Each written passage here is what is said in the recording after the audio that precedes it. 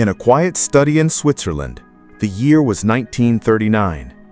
Carl Jung sat alone, pen in hand, writing thoughts that would shake our understanding of identity to its core. After decades spent treating patients and plumbing the depths of the human psyche, he'd stumbled upon an ancient idea, one that seemed almost impossible.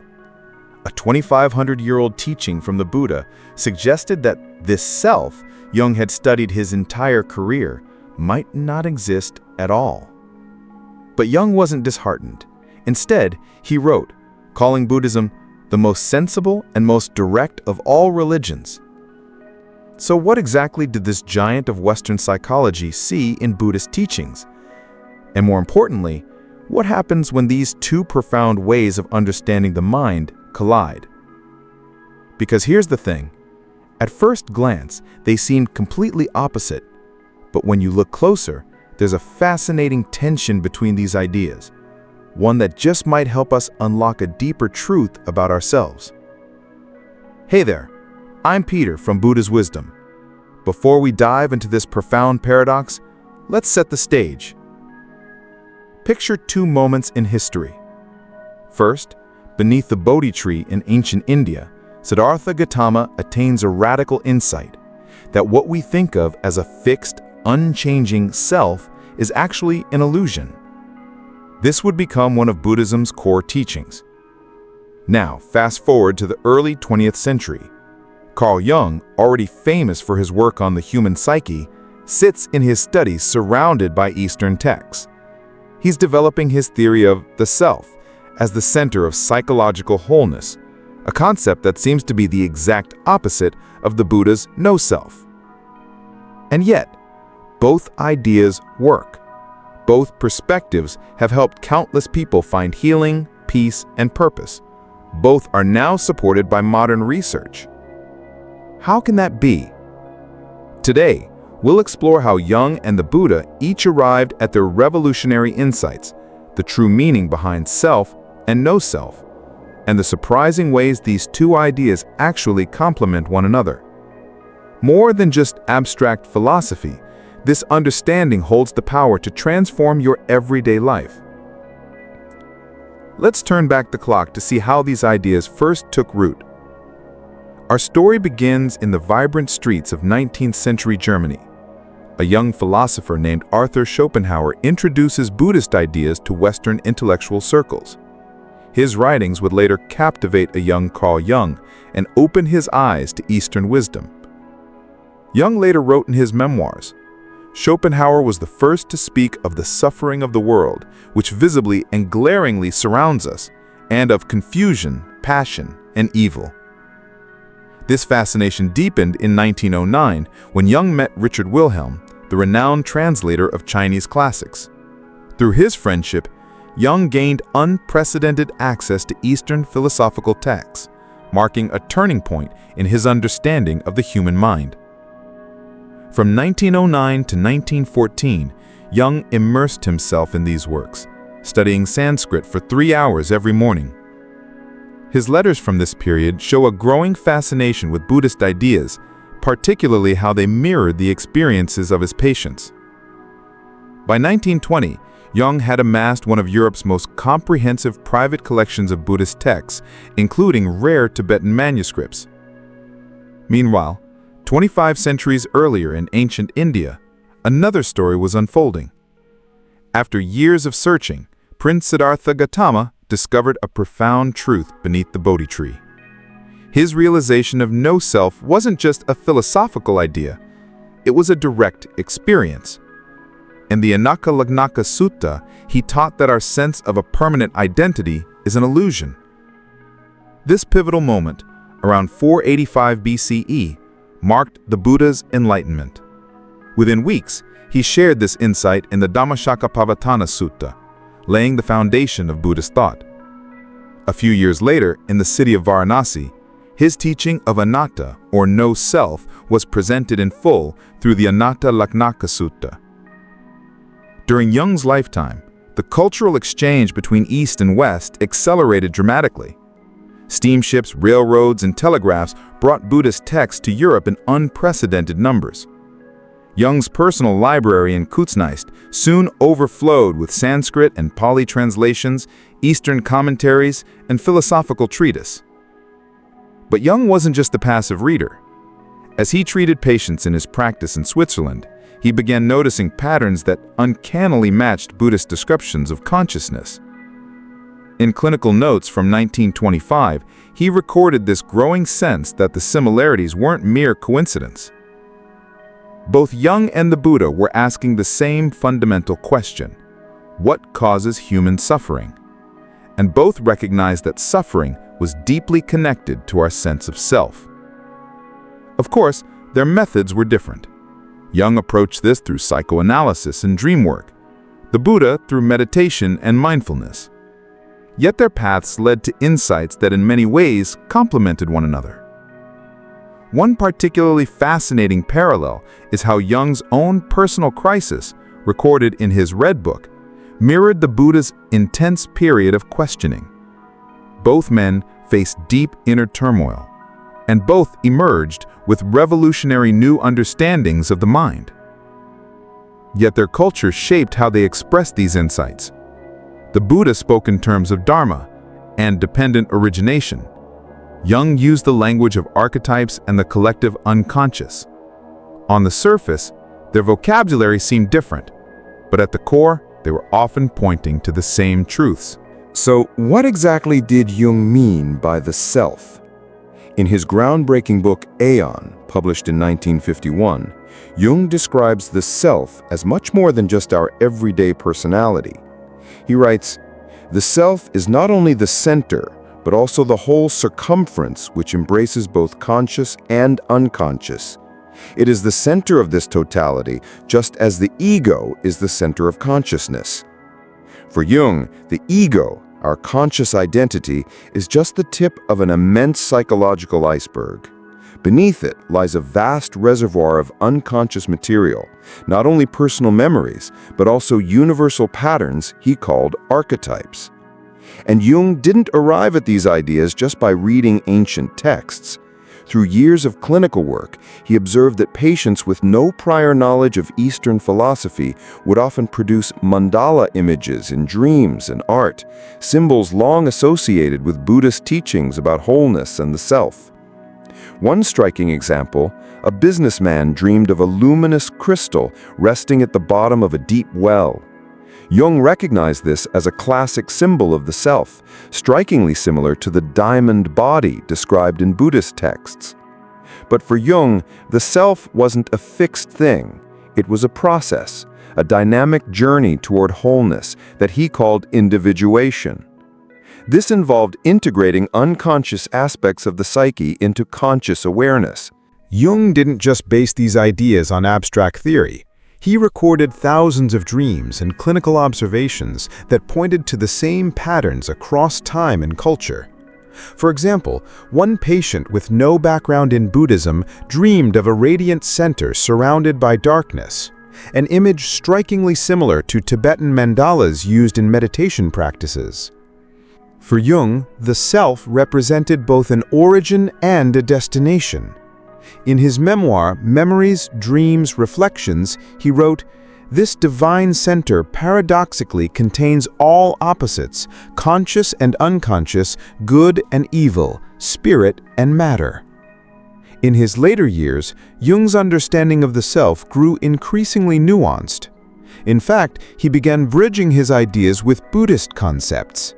In a foreword to D.T. Suzuki's works, Jung acknowledged that the Buddhist teaching of Anatta, no self, is one of the most radical ideas in human thought. So what exactly did the Buddha mean by no self? In ancient India, the dominant Vedic tradition taught that every person had an eternal, unchanging soul known as Atman. But through meditation, the Buddha discovered something else. Human experience is a dynamic flow with no permanent center or fixed self. To demonstrate this, he taught about the 5 aggregates or skandhas: form, feeling, perception, mental formations, and consciousness. None of these components, by themselves or together, make up a permanent self. The Buddha often used simple metaphors to illustrate this. For instance, he described a chariot. When you take apart the wheels, the axle, the frame, and the reins, where is the chariotness? It's just a label we give to these parts when they work together. Likewise, our sense of self is a mental construction, useful for navigating the world, but ultimately illusory. Another powerful example comes from the Milinda Panha, an ancient Buddhist text. In it, King Milinda asks a monk, "Who are you?" The monk, Nagasena, replies, "Nagasena is merely a designation, a name. No permanent person exists here." Buddhist philosophy expands on this with a beautiful metaphor, the flame of a lamp. The light appears continuous, but from one moment to the next, it is never the same flame. The text explains, the being of the present moment lives, but does not proceed to the next moment. Importantly, the Buddha never claimed there is no self as a dogmatic belief. He simply showed that when we look deeply into experience, we can't find a permanent, unchanging essence. The insight serves a practical purpose, to help us let go of attachments and reduce suffering. As the Dhammapada says, all conditioned things are impermanent. When one sees this with wisdom, one turns away from suffering. Far from being a cold or nihilistic view, this understanding brings liberation. By realizing the impermanence and constructed nature of the self, we become free from the exhausting struggle to maintain a fixed identity. We become more open, compassionate, and authentic in our interactions. You'll even see this teaching expressed across many Buddhist traditions. Zen masters ask, "What was your original face before your parents were born?" Tibetan teachers pose the question, "Who is it that thinks these thoughts?" These are not riddles, they are tools designed to break our attachment to the illusion of a solid self. At first glance, Jung's self and Buddha's no-self may seem irreconcilable. But when you dig deeper, something fascinating happens. Jung himself hinted at this later in life. He saw the self not as an ego identity, but as a unifying principle that transcends the ego, very much aligned with the Buddhist perspective. In fact, in his clinical notes from 1938, Jung wrote, "The experience of the self brings a dissolution of the identity we've always taken for granted." In other words, the more one progresses towards self-realization, the more rigid ego structures dissolve. This is where Jung and Buddha meet. Both paths point to freedom, not through strengthening the ego, but by seeing through it. Both also recognize the ego as necessary but illusory. Jung saw it as a gateway to wholeness. Buddha saw conventional identity as a useful tool, but ultimately one that must be transcended to end suffering. One text that particularly fascinated Jung was the Tibetan Book of the Dead. He wrote extensive commentaries on it, noting that the descriptions of consciousness dissolving into clear light mirrored what he had observed in patients undergoing profound psychological transformations. He even suggested that what Buddhism calls emptiness, Western psychology might call the ultimate ground of psychic reality. Jung's personal experiences echo this connection. During his deep inner work, chronicled in the Red Book, he described moments where his ordinary sense of self dissolved entirely, revealing what he called the pleroma, a state beyond all distinctions. Both the Buddha and Jung understood that our usual sense of self often causes suffering. While Buddhism directly challenges the illusion of self, Jung's approach helps people navigate and integrate the unconscious structures that support this illusion. In one 1939 seminar, Jung remarked, "Individuation leads to a paradoxical result. The more one becomes oneself, the more one realizes the universal quality of being." Both traditions also emphasize the importance of suffering as a teacher. The Buddha taught that suffering arises from clinging to impermanent phenomena, including the idea of self. Similarly, Jung observed that much psychological distress comes from the failure to integrate the unconscious, resulting in fragmented identities. Both paths offer a roadmap for transformation. For the Buddha, it's the Eightfold Path. For Jung, it's the process of individuation. Both ultimately resolve the inner tension that causes suffering and lead us toward greater harmony. Jung's concept of archetypes provides another fascinating bridge. Archetypes are universal patterns that transcend individual identity, very similar to the Buddhist idea of Dharma, the underlying principles of reality. Even their therapeutic practices align in surprising ways. Jung's technique of active imagination mirrors Buddhist visualization practices. Both aim to loosen the grip of the ego and allow deeper wisdom to emerge. After years of studying Buddhist texts, Jung wrote, "The East has taught me a wider, more profound and higher understanding, an understanding through life."